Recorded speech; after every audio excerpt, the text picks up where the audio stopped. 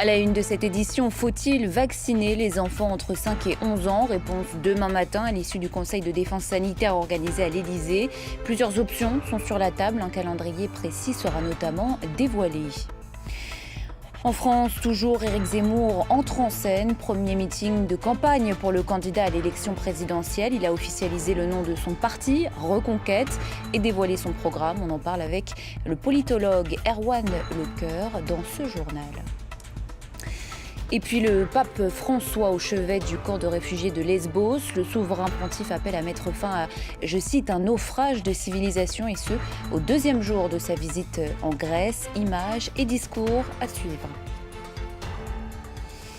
Bonjour à vous, bienvenue si vous nous rejoignez sur France 24. On commence ce journal par cette question. En France, comment tenter d'endiguer cette intense progression des taux de contamination? Plus de 42 000 nouveaux cas ont été recensés ces dernières 24 heures. Dès demain, le Conseil de sécurité sanitaire devra trancher. Retour au télétravail, couvre-feu, vacances anticipées. Quelles sont les pistes envisagées? On fait le point avec Valérie Hortel et nos confrères de France 2. Se faire vacciner pour freiner l'épidémie et échapper à des mesures contraignantes. À Toulouse, eux n'ont pas hésité. Je préfère vraiment me faire vacciner à de nouveau être confiné. Pour le moral de tout le monde, je pense que c'est important. On entend 50 000 contaminations pour la journée d'hier ou avant-hier. Ça devrait inquiéter les personnes qui ne se sont pas fait vacciner. Conseil de défense sanitaire demain à l'Élysée. Faut-il s'attendre à un nouveau tour de vis ? A priori, pas de reconfinement, ni de retour du couvre-feu, mais des pistes seront débattues pour freiner l'épidémie. Parmi elles, une forte incitation au télétravail, une mesure réclamée par les médecins. Ça peut avoir un impact non seulement sur les contaminations qui ont lieu lors du travail, mais aussi lors de la restauration et dans les transports en commun. Y aura-t-il de nouvelles jauges ? À 3 semaines de Noël, les centres commerciaux et les restaurants s'inquiètent. À Bordeaux, les restaurateurs sont pessimistes. Pour le nouvel an, c'est mal parti. J'ai déjà prévenu mon personnel en disant qu'à mon avis, le 31, on ne le fera pas. On a beaucoup d'annulations, notamment les touristes, mais aussi les écoles qui annulent un par un. Faut-il s'attendre à un retour généralisé du masque en extérieur? Certaines villes l'ont déjà anticipé. Masque obligatoire dans les rues les plus fréquentées et sur les marchés, comme ici à Strasbourg. Bonne ou mauvaise idée, les avis sont partagés. C'est un peu dur à encaisser parce qu'on s'est quand même fait vacciner 1 fois, 2 fois. Là, il va falloir faire un rappel. Ça ne me dérangerait pas de mettre le masque un peu partout si c'est pour protéger autrui. Et à l'école, l'idée d'anticiper les vacances de Noël n'est pas écartée, nous dit-on au ministère. Les syndicats enseignants, eux, préféreraient revenir à un protocole plus strict. Pour le moment, nous souhaitons fermer la classe dès le premier cas de Covid pour éviter la contamination dans les classes. Trouver des mesures efficaces sans trop contraindre ceux qui ont accepté de se faire vacciner. Pour le gouvernement, c'est un travail d'équilibriste.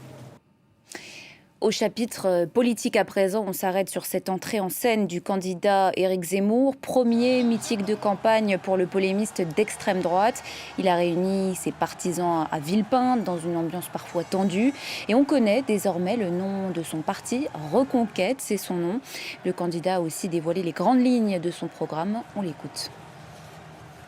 Pour que nos salariés cessent de s'appauvrir, je veux que le salaire net soit plus élevé. Il n'est pas normal d'avoir un tel écart entre le salaire net et le salaire brut. Je veux redonner du pouvoir d'achat aux salariés les plus modestes. Je réduirai donc les cotisations qu'ils payent afin de rendre chaque année un 13e mois aux salariés touchant le SMIC. Dès les premières semaines de mon mandat, je baisserai massivement les impôts de production pour toutes les entreprises. Pour aider nos industriels, nous proposons moins d'impôts, moins de taxes, moins de normes et plus de commandes. En plus de la baisse des impôts de production, nous contraindrons la commande publique à privilégier les entreprises françaises.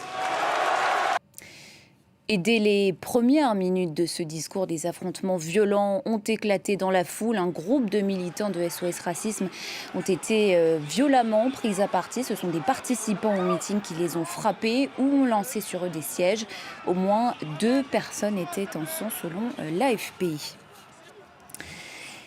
Éric Zemmour a-t-il donc réussi sa mue? On en parle avec Erwan Lecoeur, sociologue, politologue, spécialiste de l'extrême droite. Bonsoir à vous, merci d'avoir accepté notre invitation sur France 24. Vous avez suivi comme nous ce premier meeting du candidat Éric Zemmour. L'exercice est-il réussi selon vous? Oui, dans une certaine mesure, l'exercice est réussi puisque Éric Zemmour était attendu au tournant dans sa capacité à s'adresser à un large public, à endosser le rôle d'un candidat en meeting et plus seulement d'un polémiste journaliste qui parle sur des plateaux télé. De ce point de vue, tout à fait formel, c'est plutôt réussi. Il y a aussi la réussite du fait d'avoir réussi à mettre presque 10 000 personnes dans une grande salle, qui est de nos jours un petit peu devenu un peu rare. Et donc là aussi, il y a une réussite de la mobilisation. Sur d'autres points, on peut vraiment se poser plusieurs questions. D'abord parce que Éric Zemmour continue à creuser le sillon dans lequel il a commencé la campagne, qui est un sillon relativement étroit.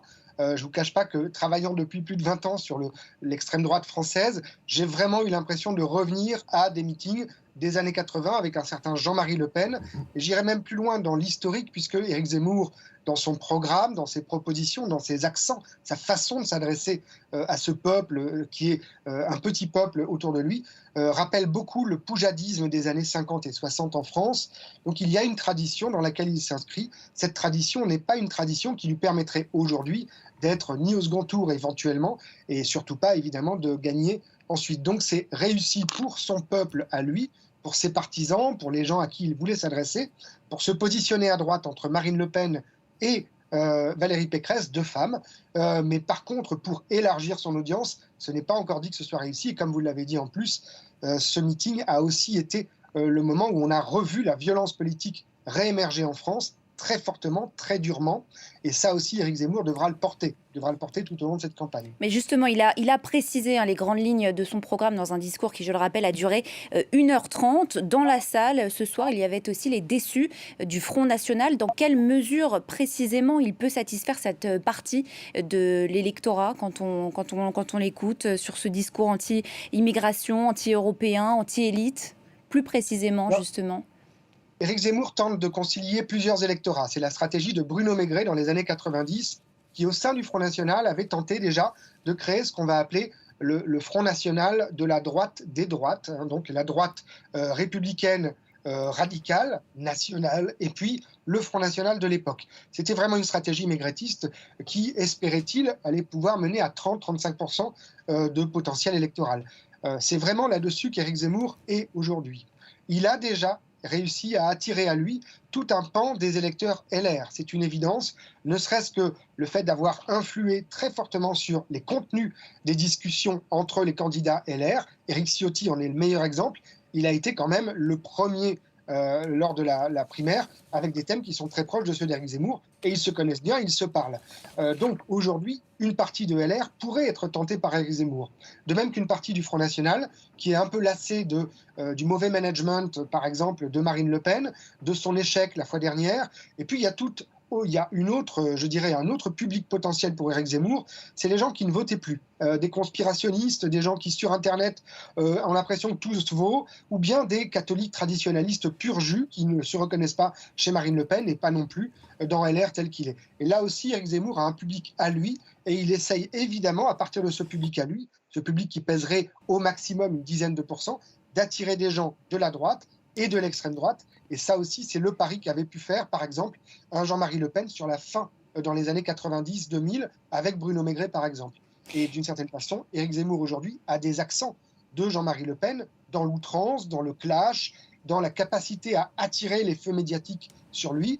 Il a une force en plus, c'est qu'il a un groupe médiatique, ce que n'avait pas Jean-Marie Le Pen à l'époque. Merci beaucoup à vous, Erwan Lecoeur, sociologue, spécialiste de l'extrême droite. Merci beaucoup. On en vient à ce cri du pape François au camp de migrants de Lesbos. Arrêtons ce naufrage de civilisation. Ce sont ces mots au deuxième jour de sa visite en Grèce. Le souverain pontife est notamment allé, vous le voyez, à la rencontre de milliers d'exilés dans le camp de Mavrovouni, où il a été donc très chaleureusement accueilli. Et c'est la fin de cette édition. Merci à vous de l'avoir suivi. Prochain journal dans 20 minutes sur France 24.